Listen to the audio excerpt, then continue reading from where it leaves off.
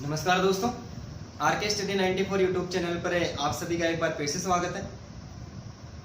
दोस्तों, हिंदी व्याकरण के पिछले वीडियो में हमने वाक्य विचार के बारे में हम अध्ययन कर रहे थे और वाक्यों का जो वर्गीकरण हमने 3 आधारों पर किया था।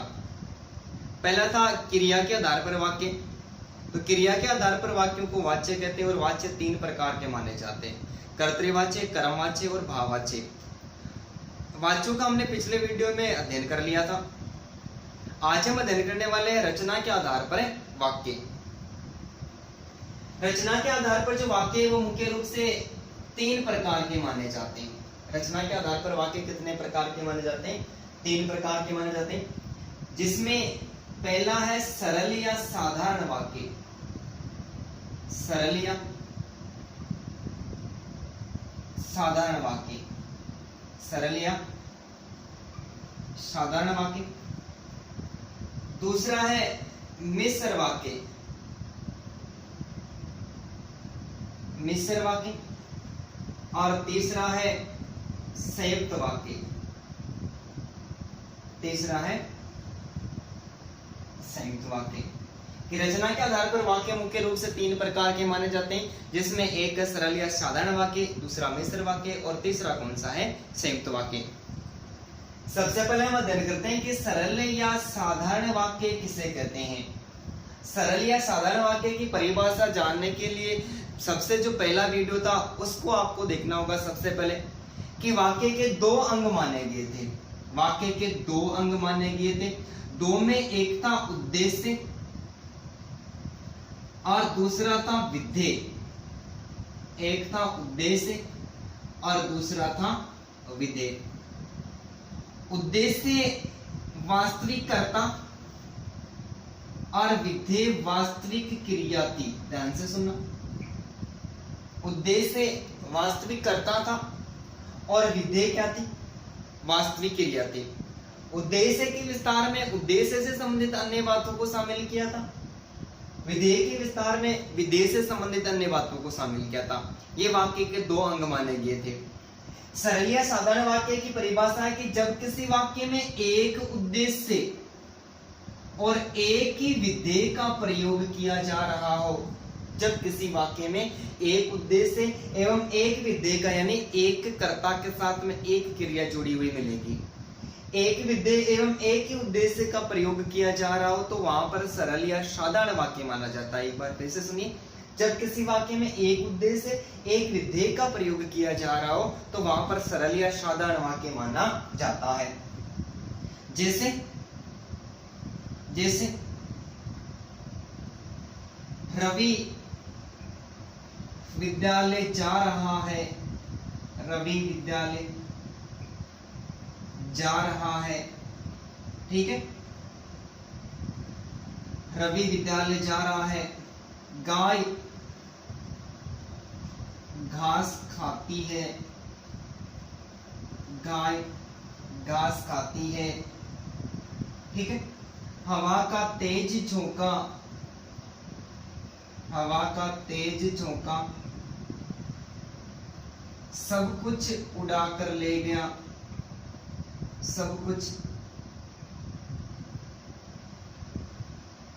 उड़ाकर ले गया। अंकित टीवी देख रहा है। अंकित टीवी देख रहा है। तो इन सारे वाक्यों में एक ही उद्देश्य एवं एक ही विधेय का प्रयोग हुआ है। अब इसमें हमें पता है कि उद्देश्य एक ही की जो वास्तविक कर्ता होता है वो उद्देश्य होता है। सारे वाक्यों में एक ही करता है। सारे वाक्यों में एक ही करता है, लेकिन क्रिया एक है या नहीं है, यानी विधेय एक है या एक से अधिक है। तो जब किसी वाक्य में एक उद्देश्य एक विधेय का प्रयोग किया जाता है वहां पर सरल या साधारण वाक्य माना जाता है। जब हमने क्रिया पढ़ी थी वहां पर इस बात का उल्लेख किया था कि क्रिया की रचना किसी न किसी धातु से होती है।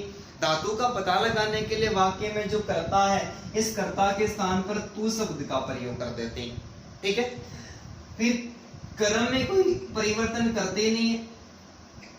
तू शब्द का प्रयोग कर देते हैं। तू शब्द का प्रयोग करने के बाद में संपूर्ण वाक्य को आज्ञार्थक वाक्य बना देते हैं और उसमें अंत में जो स्थिति निकल के आती है वो धातु मानी जाती है और जो भी धातु निकल के आती है उसमें ना जोड़ते वो क्रिया बन जाती है। तो तू विद्यालय जा, जा में ना जोड़ते जाना क्रिया हो गई। तो ये एक कर्ता हो गया, ये उद्देश्य हो गया और ये एक क्या हो गया, विधेय हो गया। तो जब किसी वाक्य में एक ही उद्देश्य एक विधेय का प्रयोग है, एक कर्ता एक क्रिया, क्रिया के कर्ता के साथ में क्रिया प्रयुक्त हो रही है। तो जब किसी वाक्य में एक उद्देश्य एक ही विधेय का प्रयोग किया जा रहा हो तो वहां पर सरल या साधारण वाक्य माना जाता है। केवल ध्यान से सुनना है, सुनने से आसानी के साथ में समझ में आ जाएगा, रटने से याद नहीं होगा। दूसरा मिश्र वाक्य, ठीक है। मिश्र वाक्य की परिभाषा है कि जब किसी वाक्य में एक आश्रित यानी एक प्रधान उपवाक्य, एक प्रधान उपवाक्य एवं एक आश्रित उपवाक्य का प्रयोग हो रहा हो, एक आश्रित उपवाक्य का प्रयोग हो रहा हो तो वहां मिश्र वाक्य माना जाता है कि एक प्रधान उपवाक्य मिलेगा और एक आश्रित उपवाक्य मिलेगा। अब मैं आपको यहाँ पर बता दूं कि प्रधान उपवाक्य क्या होता है। जब किसी वाक्य की कोई मुख्य क्रिया होती है, क्या होती है, मुख्य क्रिया होती है। मुख्य क्रिया वाक्य में एक दो वाक्य मिलेंगे, दोनों में से एक दूसरे पर आश्रित रहेंगे, लेकिन जिस वाक्य की मुख्य क्रिया होती है, जिस उपवाक्य की मुख्य क्रिया होती है वो प्रधान उपवाक्य होता है और जिस उपवाक्य की गौण क्रिया होती है वो कौन सा वाक्य होता है, वो आश्रित उपवाक्य होता है। ठीक है। तो जब किसी वाक्य में एक प्रधान उपवाक्य एवं आश्रित उपवाक्य का प्रयोग हो रहा हो तो वहां पर मिश्र वाक्य माना जाता है। क्या माना जाता है, मिश्र वाक्य। यदि आपको ऐसा नहीं पता लगे कि प्रधान उपवाक्य है या फिर आश्रित उपवाक्य, तो हमें इतना याद रखना है कि जब किसी वाक्य में योजक शब्द, दो वाक्यों को जोड़ने के लिए प्रयुक्त होने वाला शब्द वाक्य के बीच में की मिलेगा या फिर दो दो योजक शब्दों का एक साथ प्रयोग कर दिया जाता है। किसका, दो दो योजक शब्दों का एक साथ प्रयोग कर दिया जाता है। जैसे यद्यपि का जो संबंध होता है वो तथापि से होता है, यदि का संबंध होता है वो तो से भी होता है, अगर का संबंध होता है वो तो से होता है, जिसका संबंध है वो जिसका उसका भी होता है, जिसकी उसकी, ये आपस में योजक शब्द है। तो जब किसी वाक्य में योजक शब्द की का प्रयोग हो रहा या फिर दो दो योजक शब्दों का एक साथ प्रयोग कर दिया जाता है तो वहां पर मिश्र वाक्य माना जाता है। क्या माना जाता है, मिश्र वाक्य माना जाता है। जैसे उदाहरण की बात करें, पहला वाक्य, गांधी जी ने कहा कि सदा सत्य बोलो। गांधी जी ने कहा कि सदा सत्य बोलो। ठीक है, सदा सत्य बोलो। अब ये जो पहला गांधी जी ने कहा कि ये प्रधान उपवाक्य है और सदा सत्य बोलो ये आश्रित उपवाक्य, यानी ये जो आगे वाला वाक्य है किस पर आश्रित है, पहले वाले पर। लेकिन नहीं पता चले तो योजक शब्द क्या लगा, बीच में की लगा हुआ है। वाक्य सरल वाक्य और संयुक्त वाक्य के बीच में कहीं पर भी की जुड़ा हुआ नहीं मिलेगा। पहचान करने की एक सामान्य सी बात है। तो प्रधान उपवाक्य और ये कौन सा हो गया, ये आश्रित उपवाक्य होगा। पहला जो आश्रित उपवाक्य वो प्रधान उपवाक्य पर आश्रित है कि किसने कहा, गांधी जी ने कहा। किसने कहा, गांधी जी ने कहा। तो मुख्य क्रिया किसकी है, गांधी जी की। तो ये प्रधान वाक्य। सदा सत्य बोलो ये आश्रित वाक्य हो गया। ठीक है। दूसरा वाक्य, मैं घर से निकला ही था, मैं घर से निकला ही था कि अचानक वर्षा होने लगी। अचानक वर्षा होने लगी, कि मैं घर से निकला ही था कि अचानक वर्षा होने लगी। तो ये जो पहला वाक्य ये प्रधान उपवाक्य और अचानक वर्षा होने लगी आश्रित उपवाक्य, और दोनों के लिए बीच में क्या योजक शब्द किया है। तो प्राय जब किसी वाक्य के बीच में योजक शब्द की का प्रयोग हो रहा या फिर दो दो योजक शब्दों का एक साथ प्रयोग कर दिया जाता है तो वहां पर मिश्र वाक्य माना जाता है। क्या माना जाता है, मिश्र वाक्य। जैसे एक वाक्य की बात करते, यदि तुम परिश्रम करते, यदि तुम परिश्रम करते तो उत्तीर्ण हो जाते,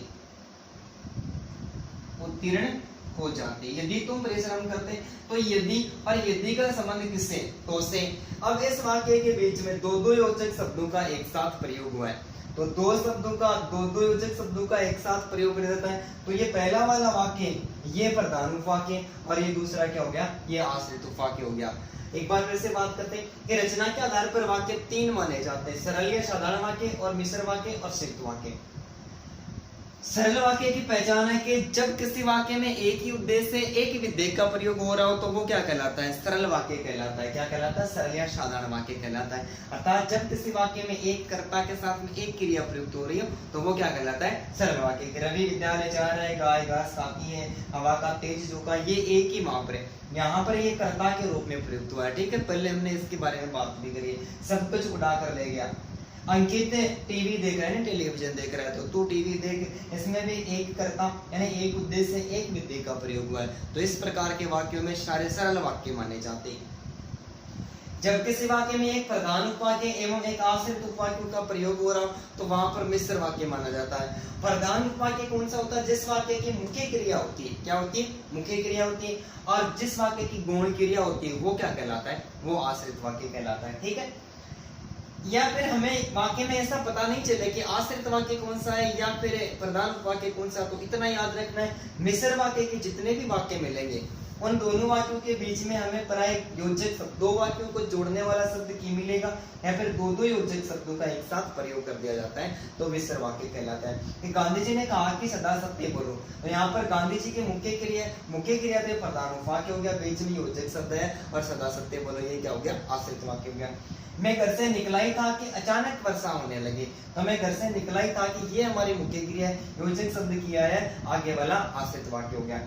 यदि तुम परिश्रम करते तो उत्तीर्ण हो जाते, यदि का संबंध किससे, तो ये दो दो योजक शब्द एक साथ प्रयुक्त हो गए तो भी कौन सा वाक्य माना जाता है, तो भी मिश्र वाक्य माना जाता है। आप एक बार स्क्रीनशॉट ले ले इसका।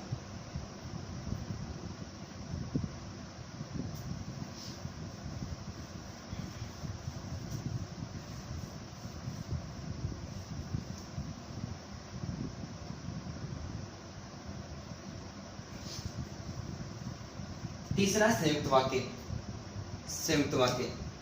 ठीक है, संयुक्त वाक्य, संयुक्त का मतलब होता है दो वाक्यों को एक जगह कर दिया जाता है। क्या कर दिया जाता है, दो वाक्यों को एक जगह कर दिया जाता है। जब दो या दो से अधिक साधारण वाक्य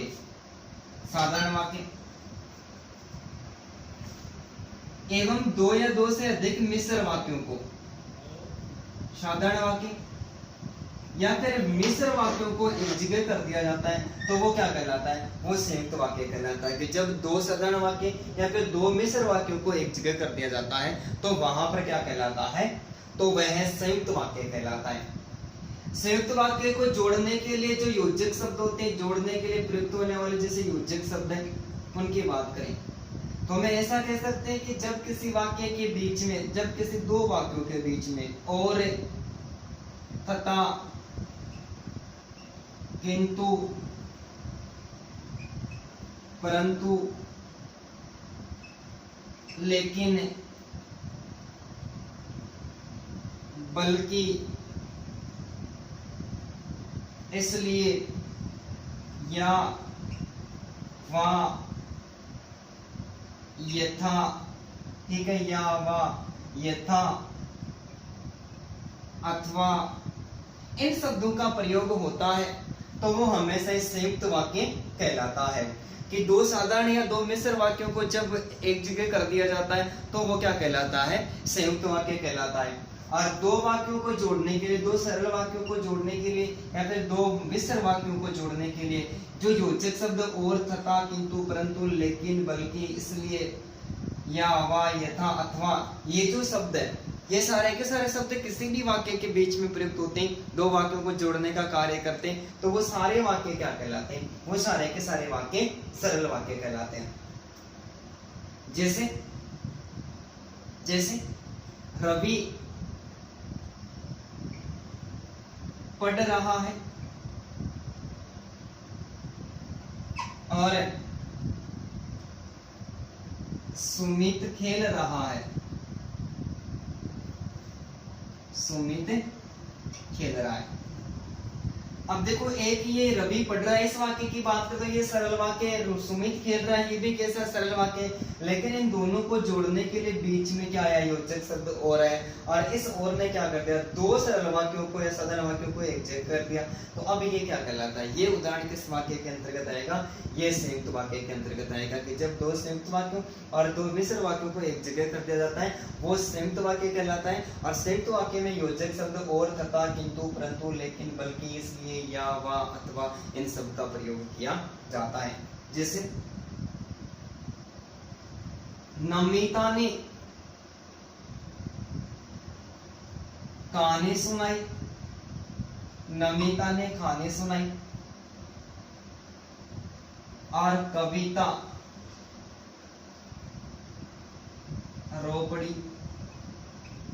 नमिता ने कहानी सुनाई और कविता रो पड़ी, यहाँ पर भी योजक शब्द और का प्रयोग हुआ है।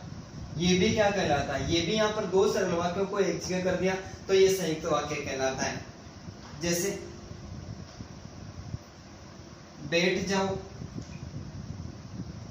अथवा चले जाओ, बैठ जाओ अथवा चले जाओ, यहां पर भी दो वाक्यों को जोड़ने के लिए एक शब्द अथवा प्रयुक्त हुआ है। और ये वाक्य भी क्या कहलाता है, ये भी संयुक्त वाक्य कहलाता है। अब दो मिश्र वाक्यों को कैसे जोड़ दिया जाता है, जैसे मैं घर से निकला ही था कि, मैं घर से निकला ही था कि अचानक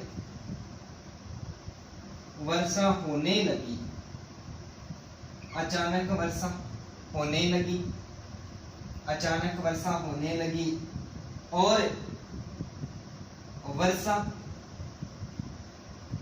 इतनी हुई कि, इतनी हुई कि शाम तक रुकी ही नहीं, वर्षा इतनी हुई कि शाम तक रुकी नहीं थी। तो मैं घर से निकला ही था कि यहाँ पर किया है अचानक वर्षा होने लगी, ये एक मिश्र वाक्य हो गया। बीच में योजक शब्द देखो और है, वर्षा इतनी हुई कि शाम तक रुकी नहीं, तो यहाँ पर दो मिश्र वाक्यों को एक योजक शब्द के साथ में एक जगह कर दिया तो यहाँ पर क्या कहलाता है, संयुक्त वाक्य कहलाता है। तो जब किसी वाक्य में दो सरल या साधारण वाक्यों को एक जगह, दो सरल या साधारण या फिर दो मिश्र वाक्यों को एक जगह कर दिया जाता है वो क्या कहलाता है, वो संयुक्त वाक्य कहलाता है। और संयुक्त वाक्य के लिए योजक शब्द यानी दो वाक्यों को जोड़ने के लिए और, यथा, किंतु, परंतु, लेकिन, बल्कि, इसलिए, या, व, यथा, अथवा ये सारे शब्द जब किसी वाक्य के बीच में मिलते हैं वो सारे के सारे वाक्य क्या कहलाते हैं, वो सारे संयुक्त वाक्य कहलाते हैं। तो इस आधार पर तीनों वाक्यों की न तो परिभाषा मिलती है आपस में और न ही ये वाक्य है आपस में मिलते हैं। जैसे रवि पढ़ रहा है और योजक शब्द और है, तो ये जो पहला वाक्य ये सरल वाक्य, सुमित खेल रहा है ये भी सरल वाक्य, यहाँ पर दो वाक्यों को और योजक शब्द के माध्यम से क्या कर दिया, जोड़ दिया, तो ये अब पूरा वाक्य क्या कहलाता है, ये संयुक्त वाक्य कहलाता है। नमिता ने कहानी सुनाई और कविता रो पड़ी, यहाँ पर एक ये सरल वाक्य, इधर वाला भी सरल वाक्य, दो वाक्यों को एक जगह कर दिया तो ये क्या कहलाता है, संयुक्त वाक्य कहलाता है। बैठ जाओ अथवा चले जाओ, ठीक है, तो यहाँ पर एक वाक्य और ये दो वाक्य, बीच में अथवा है, संयुक्त वाक्य। मिश्र वाक्यों को एक जगह देखिए, मैं घर से निकला ही था कि अचानक वर्षा होने लगी और वर्षा इतनी हुई कि शाम तक रुकी नहीं। तो इस प्रकार से जब सरल या साधारण वाक्यों को या फिर मिश्र वाक्यों को एक जगह कर दिया जाता है तो वो क्या कहलाता है, वो संयुक्त वाक्य कहलाता है। ठीक है, धन्यवाद दोस्तों।